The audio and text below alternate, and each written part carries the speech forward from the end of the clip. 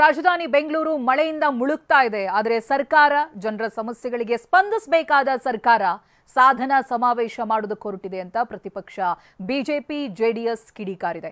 ವಿಪಕ್ಷಗಳ ಆರೋಪಕ್ಕೆ ತಿರುಗೇಟನ್ನು ಕೊಟ್ಟಿರುವಂತಹ ಡಿಸಿಎಂ ಹಾಗೂ ಬೆಂಗಳೂರು ನಗರಾಭಿವೃದ್ಧಿ ಸಚಿವರಾಗಿರುವಂತಹ ಡಿಕೆಶಿ ಮಳೆಯಿಂದಾಗುವ ಸಮಸ್ಯೆಗಳಿಗೆ ತಾತ್ಕಾಲಿಕ ಪರಿಹಾರ ಕಲ್ಪಿಸುವುದಾಗಿ ತಿಳಿಸಿದ್ದಾರೆ.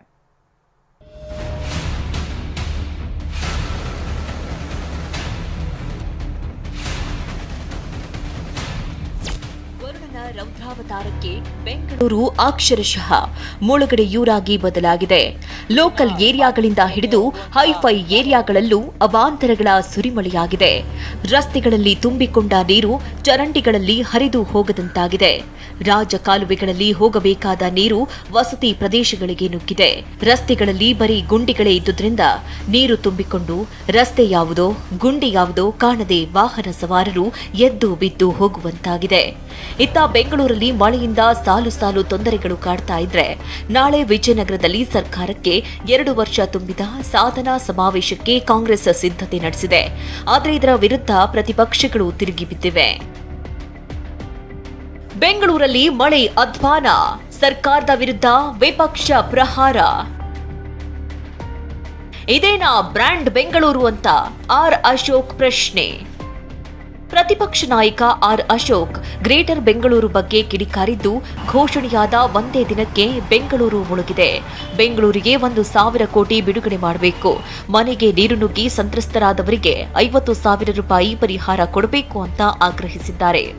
ಇವತ್ತು ಡಿಕೆ ಶಿವಕುಮಾರ್ ಅವರು ಕಾಂಗ್ರೆಸ್ನವರು ಗ್ರೇಟರ್ ಬೆಂಗಳೂರು ಬಗ್ಗೆ ಮಾತನಾಡ್ತಾರೆ. ಇವತ್ತು ವಾಟರ್ ಬೆಂಗಳೂರು ಆಗಿದೆ, ನೀರಿನಲ್ಲಿ ಮುಳುಗೋಗ್ತಾ ಇದೆ ಇವತ್ತು ಬೆಂಗಳೂರು. ದೊಡ್ಡ ದೊಡ್ಡ ಮಳೆಗಳಲ್ಲ, ರಾತ್ರಿ ಒಂದು ಅರ್ಧ ತಾಸು ಮಳೆ ಆದರೂ ಸಹ ಬೆಂಗಳೂರಿನ ಮಹಾನಗರದಲ್ಲಿ ಓಡಾಡೋದಕ್ಕೆ ಸಾಧ್ಯ ಆಗೋದಿಲ್ಲ.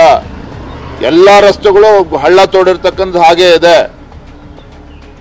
ಇವತ್ತು ದೊಡ್ಡ ದೊಡ್ಡದಾಗಿ ಟನಲ್ ರೋಡ್ ಬಗ್ಗೆ ಮಾತನಾಡ್ತಾ ಇದ್ದಾರೆ. ಹೈಕೋರ್ಟ್ ಕೂಡ ಹಲವಾರು ಬಾರಿ ಚೀಮಾರಿ ಆಗ್ತು, ರಸ್ತೆಗಳು ಗುಂಡಿ ಮುಚ್ಚಬೇಕು ಅಂತೇಳಿ. ಆದರೂ ಕೂಡ ಉಸ್ತುವಾರಿ ಸಚಿವರಾಗಲಿ ರಾಜ್ಯ ಸರ್ಕಾರ ಆಗಲಿ ಬೆಂಗಳೂರು ಮಹಾನಗರದ ಅಭಿವೃದ್ಧಿ ಬಗ್ಗೆನೂ ಕೂಡ ತಲೆ ಕೆಡಿಸಿಕೊಂಡಿಲ್ಲ. ಮಾಜಿ ಸಚಿವ ಡಾಕ್ಟರ್ ಅಶ್ವಥ್ ನಾರಾಯಣ್ ಮತ್ತು ರಾಜ್ಯ ಬಿಜೆಪಿ ಮುಖ್ಯ ವಕ್ತಾರ ಅಶ್ವಥ್ ನಾರಾಯಣ್ ಸುದ್ದಿಗೋಷ್ಠಿ ನಡೆಸಿ ರಾಜ್ಯ ಸರ್ಕಾರ 2 ವರ್ಷಗಳು ತುಂಬಿದ್ದಕ್ಕೆ ಹೊಸಪೇಟೆಯಲ್ಲಿ ಸಾಧನಾ ಸಮಾವೇಶ ಹಮ್ಮಿಕೊಂಡಿದೆ. ಆದರೆ ಒಂದೇ ಮಳೆಗೆ ಬೆಂಗಳೂರಲ್ಲಿ ಸರ್ಕಾರದ ಸಾಧನೆ ಗೊತ್ತಾಗಿದೆ. ಬೆಂಗಳೂರಿನ ಈ ಸ್ಥಿತಿಗೆ ಡಿಕೆ ಶಿವಕುಮಾರ್ ನೇರ ಕಾರಣ ಅಂತ ಕಿಡಿಕಾರಿದ್ದಾರೆ. ಸಾಧನಾ ಸಮಾವೇಶ, ಸಮರ್ಪಣೆ ಸಮಾವೇಶ, ಗ್ಯಾರಂಟಿಯ ಬದುಕು ಅನ್ನುವಂಥ ವಿವಿಧ ಶೀರ್ಷಿಕೆಯನ್ನು ಕೊಟ್ಟು ನಾಡಿನ ಉದ್ದಹಗಲದಲ್ಲಿ ವಿವಿಧ ಪ್ರಚಾರವನ್ನು ಕೊಟ್ಟು ಕಾರ್ಯಕ್ರಮವನ್ನು ಮಾಡ್ತಿದ್ದಾರೆ. ಈ ಕಾರ್ಯಕ್ರಮ ಯಾವ ಪುರುಷಾರ್ಥಕ್ಕೆ, ಯಾವ ಸಾಧನೆಗಾಗಿ ಅಂತ ಅವ್ರು ತಿಳಿಸ್ಬೇಕಾಗಿದೆ. ಎಲ್ಲೋ ಒಂದು ರೀತಿ ಚ್ಯುತಿ ಬರೋ ರೀತಿಯಲ್ಲಿ ರಾಜ್ಯ ಸರ್ಕಾರ ನಡ್ಕೊಳ್ತಾ ಇದೆ. ಇದಕ್ಕೆಲ್ಲ ನೇರ ಹೊಣೆ ಡಿ ಕೆ ಶಿವಕುಮಾರ್ ಅವರೇ. ಇವತ್ತು ಬೆಂಗಳೂರಿಗೆ ಈ ಕೆಟ್ಟ ಪರಿಸ್ಥಿತಿಗೆ ನೇರ ಹೊಣೆ ಡಿ ಕೆ ಶಿವಕುಮಾರ್ ಅವರೇ. ನೇರ ಹೊಣೆ ಇವರಿಗೆ ಡಿ ಕೆ ಶಿವಕುಮಾರ್ ಅವರೇ. ಡಿ ಕೆ ಶಿವಕುಮಾರ್ ಅವ್ರಿಗೆ ಉಪಮುಖ್ಯಮಂತ್ರಿ ಸ್ಥಾನಕ್ಕಿಂತಲೂ ಮತ್ತು ಬೆಂಗಳೂರಿನ ಇನ್ಚಾರ್ಜ್ ಮಿನಿಸ್ಟ್ರಿಗಿಂತಲೂ ಕಾಂಗ್ರೆಸ್ಸಿನ ಸಮಾವೇಶ ಮಾಡೋದ್ರಲ್ಲಿ ಅವರು ಕಾಲ ಕಳೀತಾರೆ.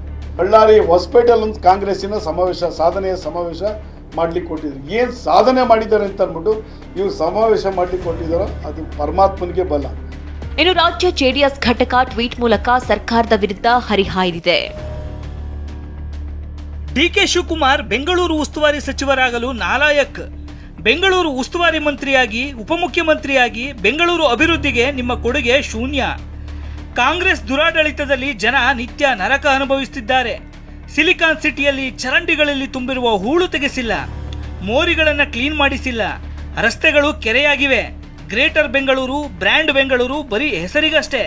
ಈ ಲೂಟಿ ಯೋಜನೆಯ ನಿಜವಾದ ಫಲಾನುಭವಿಗಳು ಕಾಂಗ್ರೆಸ್ ಪಕ್ಷ ಮತ್ತು ಕಾಂಗ್ರೆಸ್ಸಿಗರೇ ಆಗಿದ್ದಾರೆ ಅಂತ ವಾಗ್ದಾಳಿ ನಡೆಸಿದೆ. ಪ್ರತಿಪಕ್ಷಗಳ ಟೀಕೆಗೆ ಡಿಸಿಎಂ ಡಿಕೆಶಿ ಟ್ವೀಟ್ ಮೂಲಕವೇ ತಿರುಗೇಟು ಕೊಟ್ಟಿದ್ದಾರೆ. ಮಳೆ ಸಮಸ್ಯೆ ಇದೇ ಮೊದಲೇನಲ್ಲ, ಹಲವು ವರ್ಷಗಳಿಂದ ಇದು ಎದ್ದು ಕಾಣ್ತಿದೆ. ಆದರೆ ಮಳೆಯಿಂದಾಗುವ ಸಮಸ್ಯೆಯನ್ನ ನಮ್ಮ ಸರ್ಕಾರ ನಿವಾರಿಸುತ್ತಿದೆ. ಈಗಾಗಲೇ ನಮ್ಮ ಅಧಿಕಾರಿಗಳು ಕಾರ್ಯೋನ್ಮುಖರಾಗಿದ್ದಾರೆ. ಬಿಬಿಎಂಪಿಯ ಕಂಟ್ರೋಲ್ ರೂಮ್, ವಾರ್ ರೂಮ್ ಸಕ್ರಿಯವಾಗಿವೆ. ಶೀಘ್ರದಲ್ಲೇ ತಾತ್ಕಾಲಿಕ ಅಲ್ಲ, ಶಾಶ್ವತ ಪರಿಹಾರ ನೀಡುತ್ತೇವೆ.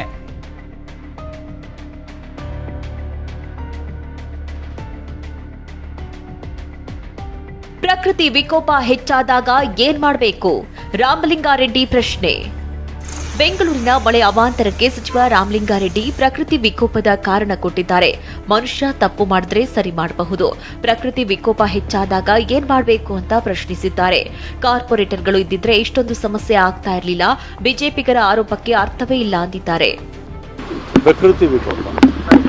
ಪ್ರಕೃತಿ ವಿಕೋಪದ ಮುಂದೆ ನಾವು ಯಾರೇನು ಮಾಡೋಕ್ಕಾಗಲ್ಲ.